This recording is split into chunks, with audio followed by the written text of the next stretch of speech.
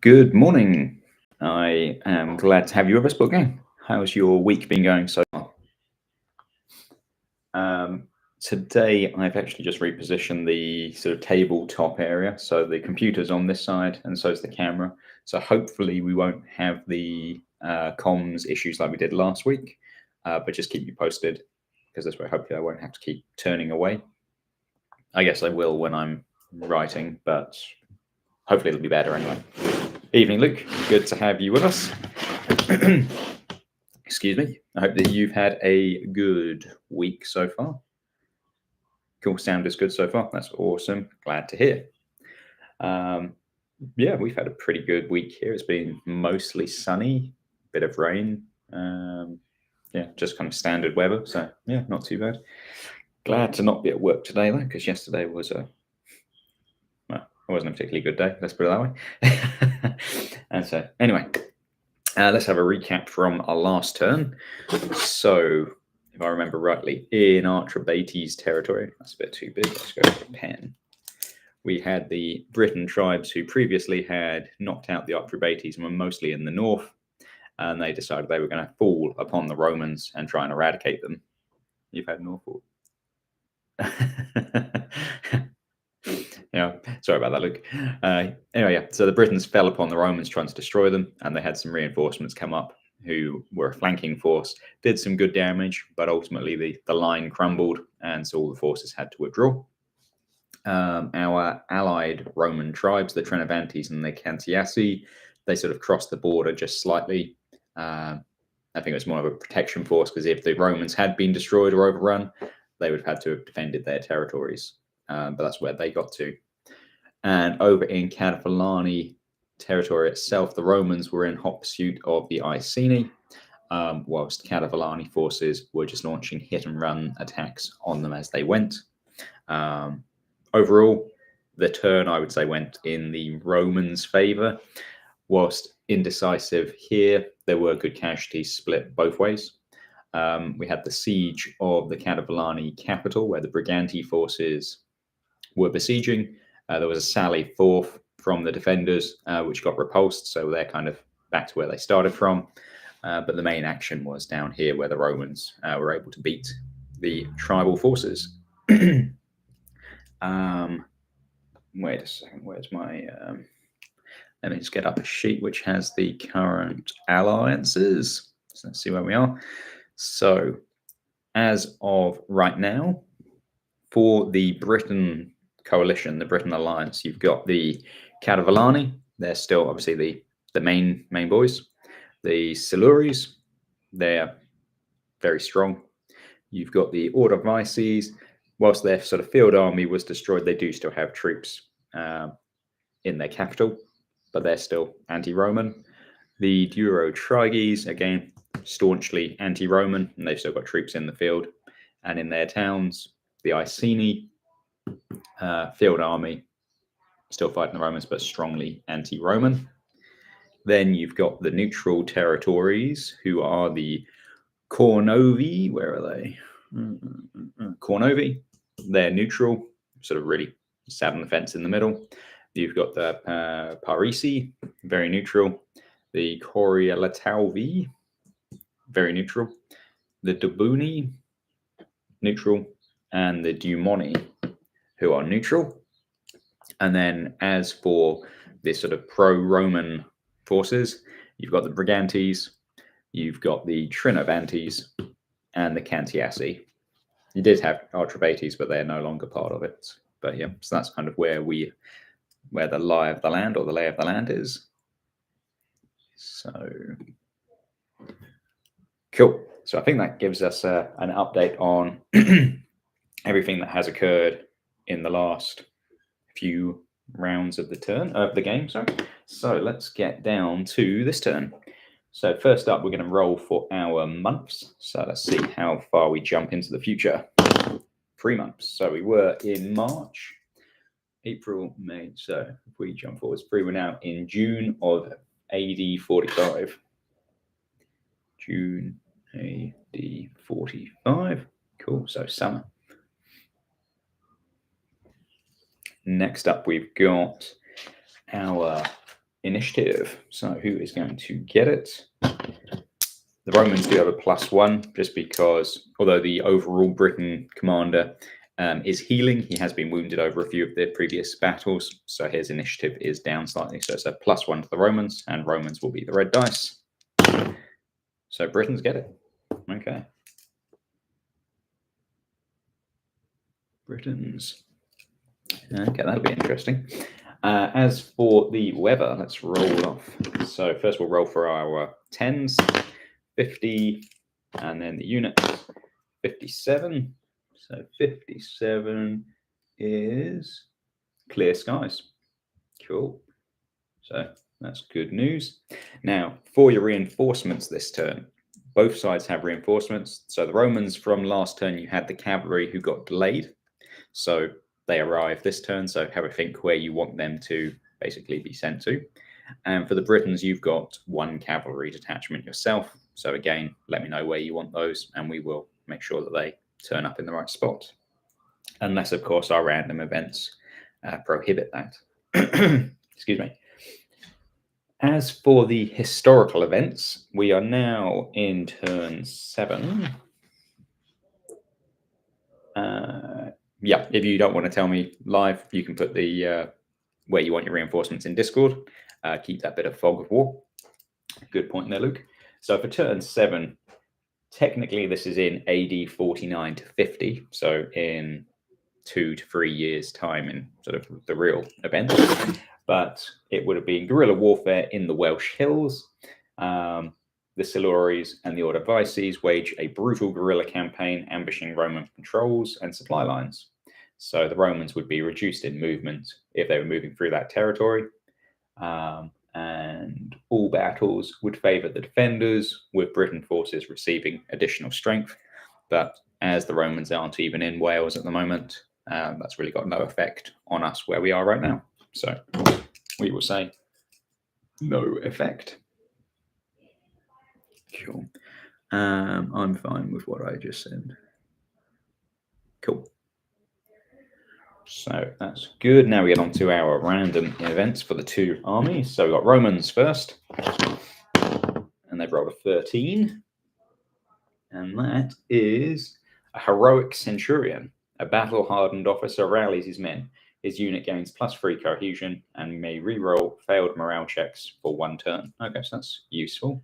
So if we've got a battle this turn, one of the Roman units is going to be harder to break. So that's good.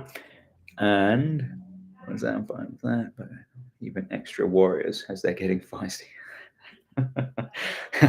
And now for the Britons, you've got an 11, which is rally to the banner. A respected warrior's cry restores courage. 1 unit that previously failed a morale check regains its morale. Okay, so that's, again, battle related. But again, could be useful. So if a unit breaks, it gets to have 1 chance. One of your units can run auto rally. So that's good. So not so good on the strategic level, but who knows, it could make all the difference. Like if you think last turn, if that 1 unit hadn't broken, then the whole line of the Britons wouldn't have broken. So it would have been very useful in that battle. Yeah, so no real benefit to either side there, but no real loss either. So that's pretty interesting. Cool. Now we get on to our movement phase. So let's have a look what the polls went to. So for the Britons, turn 7 options. Oh, it was close. 15 votes. 53% have gone for Eastern forces to keep up hit and run attacks while a detachment is sent to relieve the capital. Western forces pull back to Duratriges territory. And 47% follow the Discord commander's plan. Luke, you've almost had it this time. Almost. But unfortunately not. So that means we're going to have, let me just reread that, Eastern forces, that's going to be these guys here, to keep up the hit and run attacks on the Romans. But one of them, it wouldn't be the Iceni, one of these 2 is going to be sent back to help relieve the capital. So have a think about which one you want us to send, and one of those can be dispatched. As for the Romans, cool, that was a bit more of a spread. we had option 1 with 33%, keep advancing as per last turn. We had option 3 with 13%, Western forces to advance against the Durotriges, Eastern forces to advance against the capital. And then option 4, which was the winner with 47%, is follow the council from our Discord commander. So Blutgang, it's your plan that will go into effect for the Romans. Cool, let's jump back. As usual, that could be Discord. I'm fine, but sorry, just reading through the messages. Random events are equalised. No, but nobody trusts me. I know, it's very unfair. The Senate comes free. Cool. So yes, Britons have got the initiative. So Luke, what would you like to be the first 2 units to move? Let's put it that way. You have my details. Yeah, I've got your plan, so we'll put that into effect in a second. Yeah, which of these 2 would you want to go as your relief column? Because that will have a knock-on effect to basically what happens from the Romans' perspective. But whilst you think about that, we'll start over here. And I think they said, let me just go back to read it. Western forces to pull back to Durotriges territory. Okay. So they are going to be pulling back into here, which actually kind of corresponds to what you were saying, Luke. You wanted them to pull back and consolidate, so that's not too bad. This is a question for you. Do you want them to try and head to the town, like the city, or just across the border into their Durotriges territory? I'll leave that one for your decision whilst I flick forwards to our movement page. Okay, and let's roll to see how far they can get. So we'll start off from the south, and they can go D10 plus 2, 5, 6, 7. So they can go 7. So they can get anywhere that they want within the territory. Next one, there's 10, so he can go wherever he wants. And the northern forces, 8. Cool. So yeah, just let me know there, Luke. They will be able to move anywhere within Durotriges territory. And over here, if we're carrying on the hit and run, then I'm going to say the Iceni are going to be pulling back still towards Iceni territory. Again, comment if you think differently, but let's see how far they get. Ooh, 1. Okay, so they get to go 3. Not massive, but not terrible. Okay, and now he's waiting on these 2. Otherwise, what I can do is just roll a d6 and make it random. Okay, so unless your comment arrives by the time I've done this, it'll be a random. So 1, 2, 3 for the nearest, 4, 5, 6. 1, 2. So okay, so this group here will be the ones that are marching north, and they get to do 6. So without needing any boosts, they will head north to try and relieve the siege. As for these ones, they're just going to carry on their hit and run tactics, so we're not even going to need to roll for them. Now we'll put into place the Roman forces. So let's have a look. So what was your plan? So you had the Romans pulling back to the capital. I'm sure they'll definitely be within range. They're within 2 anyway, which is base movement, so they get to that settlement. Then you also asked for the Cantiasi to move across. They can go 3. So they're not quite in the town, but they're pretty close. You instructed these troops, the Trinovantes, to try and pursue them. So let's see how they do. Ooh, 9 plus 2, 9, 10, 11. So they are going to be hot on their heels. Oh yeah, I need to roll for them, sorry, before I move them. Keep it all fair and balanced. 9 again. Okay. So Trinovantes, yeah, they're out for blood. So that'll be interesting. So they'll arrive first to start fighting, but then they're going to have these guys coming in behind them at some point. Ooh, interesting. And then we had, trying to look at the map, you had 2 of the legions who are going to go after them. They're within 2, so they will be able to catch them. It'll just be a matter of whether, when it comes down to actually fighting the battle, whether they're able to avoid the fight or not. And then finally, we've got the final troop who are after the Iceni, and they roll a 3 as well. So, well, they roll a 1, but plus the 2. So they are hot on their heels, exactly the same as last turn. Interesting. So let me jump back now. Okay, hope that's got through. And the other as well. Oh, did you just message in Discord, did you? Let's have a look. No. Sorry, Lucas, just looking at your message where you say, hope that's got through, ? Wasn't too sure what that was. Anyway, and the other as well, they're marching through my territory. Are you talking about the Trinovantes? Because, yeah, so the Trinovantes, if that's who you're referring to, will be marching through. And they're able to because of the fact that the Catavilani, if you remember back on turn 1, invaded and went after Londinium. So those two are technically at war. So they are allowed to fight against them. Whereas if it had been the plan to send them into Iceni territory, they haven't actually engaged each other. So they're not at war. So that's why they're allowed to. If that's what you were referring to, not too sure. As for, oh yeah, over here, you haven't said yet, so I'll pull them back. And for now, I'll just move them across the border. And then if you want to let me know either on Discord or here, then you can tell me where you want them to move to. But yeah, they can definitely move to anywhere you want them within Duratriges territory. Movement, they're allowed in my territory. So movement in your territory is the base movement, which is for a mixed force 1d10 plus 2. It's when you've got, when you're moving in your own friendly territory that you gain an additional d3.